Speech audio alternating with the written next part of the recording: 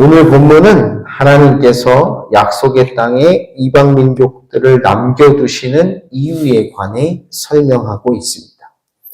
사실 하나님께서 이방 민족을 약속의 땅에 남겨두시는 이유는 앞단락에서 이미 다루었습니다. 사사기 2장 16절을 보면 하나님께서는 사사를 세우셔서 이스라엘 백성들을 노약자들과 대적자들의 손에서 구원하시겠다 말씀하시죠. 그런데 문제는 하나님께서 세우신 사사가 죽은 이후입니다. 사사기 2장 19절을 보면 하나님께서 세우신 사사가 죽은 이후 이스라엘 백성들에게 나타난 문제가 무엇인지를 보여줍니다. 그 사사가 죽은 후에는 그들이 돌이켜 그들의 조상들보다 더욱 타락하여 다른 신들을 따라 섬기며 그들에게 절하고, 하나님께서 세우신 사사가 죽으면 이스라엘 백성들은 다시금 하나님을 버리고 우상에게 절하고 우상을 섬기죠.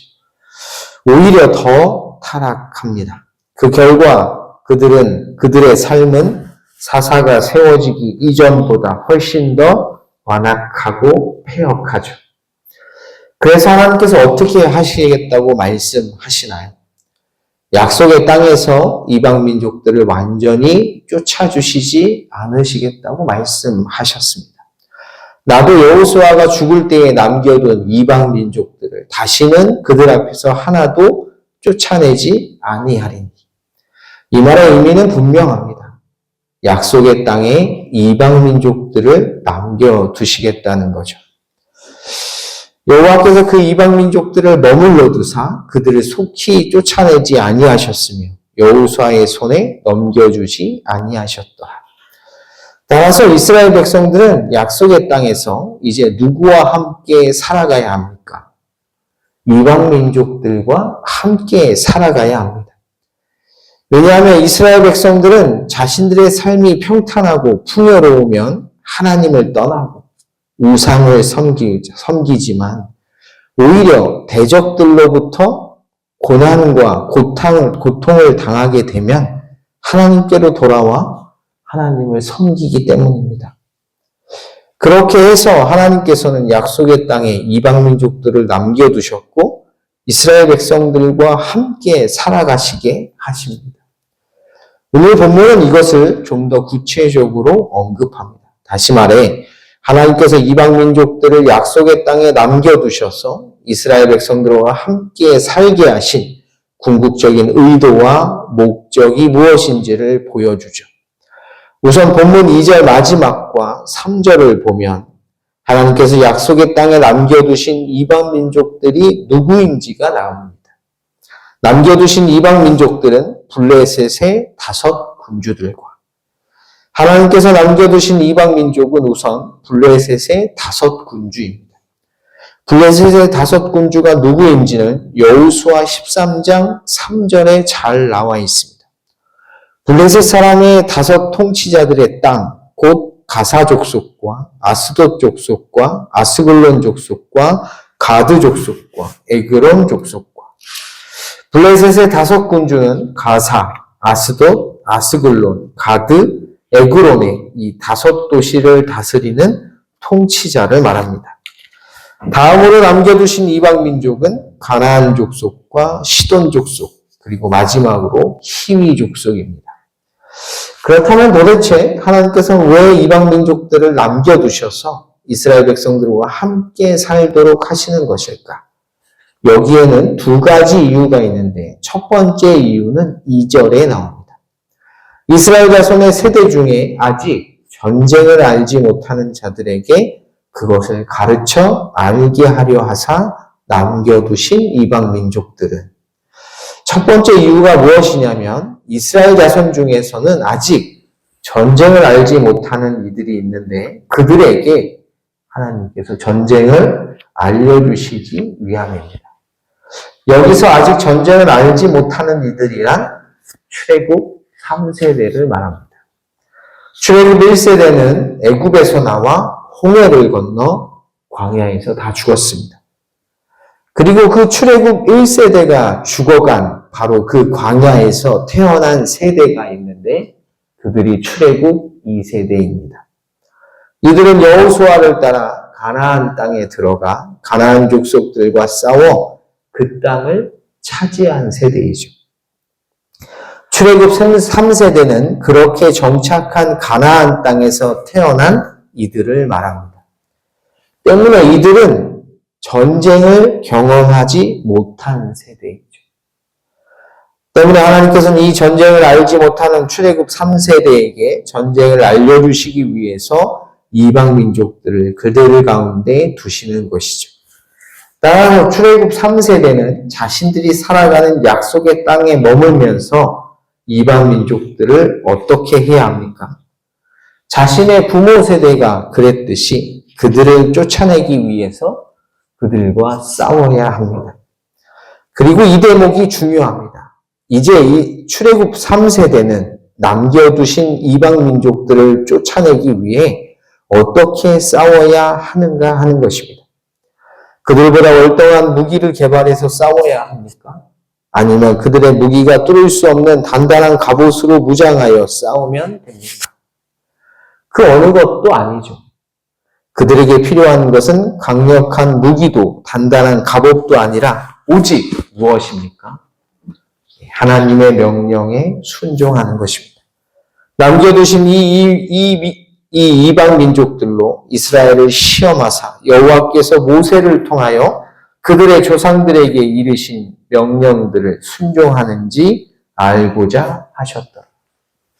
하지만 안타깝게도 그들은 하나님의 명령에 순종하지 못했습니다. 그들은 약속의 땅에 남아있는 이방 민족들과 함께 살아가죠. 6절을 보면 그들은 이방 민족과 함께 사는 것을 넘어 그들과 어떻게 살아갑니까? 섞여서 살아갑니다. 어떻게요? 결혼을 통해서. 그들의 딸들을 맞아 아내로 삼으며 자기 딸들을 그들의 아들들에게 주고. 출애굽 3세대는 그렇게 이방 민족들과 하나가 되어가는 것이죠. 중요한 것은 그들과의 결혼은 단순히 혼혈상의 혼합을 뜻하지만은 않는다는 것입니다. 왜냐하면 그들과의 결혼은 곧 그들의 문화를 받아들이는 것이고 결국 그들이 믿는 신까지 인정하게 되는 것으로 이어지기 때문입니다. 실제로 그들은 이 과정을 통해 그들이 믿는 우상을 섬기게 되죠. 또 그들의 신들을 섬겼더라. 3장 7절을 보면 결국 이스라엘 백성들은 시간이 흐르면서 하나님을 잊어버리게 됩니다.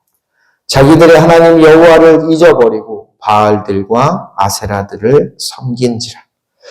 출애굽 3세대는 하나님께서 자신들 가운데 왜 이방 민족들을 남겨두셨는지 그 뜻을 알지도 못했고 이해하지도 못했습니다. 하나님께서 이방 민족을 그들 가운데 두신 것은 그들을 보면서 뭐 하라는 것입니까? 자신들이 누구인지를 잊지 말라는 것이었습니다. 그들의 생각, 그들의 문화, 그리고 그들의 신들과 싸웠어야 했죠. 어떻게요? 하나님께서 지키라고 주신 명령인 율법의 말씀에 순종함으로 끝까지 싸워야 했습니다. 그것이 하나님의 뜻이자 계획이며 목적이었죠. 하지만 그들은 싸우지 않았습니다. 그들과 동화되어 갔습니다. 왜 그렇게 했을까요? 그것이 편하거든요. 중요한 것은 이런 그들의 모습 속에서 우리는 나의 모습을 보게 된다는 것입니다. 왜냐하면 우리 역시 그들과 똑같기 때문입니다. 요한복음 17장 14절을 보면 예수님께서는 제자들에게 말씀을 주십니다. 내가 아버지의 말씀을 그들에게 주었사오니. 그렇게 세상은 제자들을 미워할 것이라고 말씀하시죠. 세상이 그들을 미워하였사오니. 하나님의 말씀을 받은 자, 그래서 예수님을 그 그리스도로 믿은 자들은 세상으로부터 미움을 받는다는 것입니다. 왜냐하면 세상에 속하지 않는 자들이기 때문입니다. 이는 내가 세상에 속하지 아니함 같이 그들도 세상에 속하지 아니함으로 인함이니이다. 따라서 성도는 세상과 하나가 될 수 없는 존재들입니다. 세상은 예수님을 미워했고 결국 예수님을 십자가에 못 박아 죽였듯이 그분을 믿는 우리들 역시 그렇게 끊임없이 미움을 당하고 공격을 당할 것입니다. 그것이 지극히 자연스럽고 당연한 것입니다. 그래서 싸워야 하죠. 그런데 우리가 살아가는 모습은 어떠합니까? 어떻게 하면 그 세상에서 좀 더 유익을 누리고 조금이라도 사람들에게 인정을 받으며 스스로 만족하며 살아갈 것인지를 고민하고 수고하고 애쓰지 않습니까? 세상과 그렇게 하나가 되어갈 때 그 마지막은 분명합니다. 출애굽 3세대가 보여주었듯이 자신들을 구원한 하나님을 잊어버리는 것이죠. 이 말씀을 꼭 기억하셔서 말씀으로 성령의 인도하심을 따라 세상을 넉넉히 이겨내시기를, 그것을 기뻐하시기를, 그 힘든 과정을 포기하지 않으시기를 주님의 이름으로 간절히 축복합니다.